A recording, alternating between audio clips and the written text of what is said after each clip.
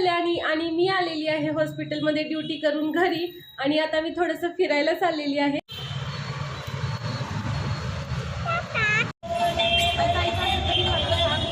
आणि हे आहे आमच्या रोजचं फिरण्याचं ठिकाण। या ठिकाणी आम्ही रोज फिरायला येतो। नितूची आणि तिच्या आत्तूची मस्ती चालू आहे अशा प्रकारेची।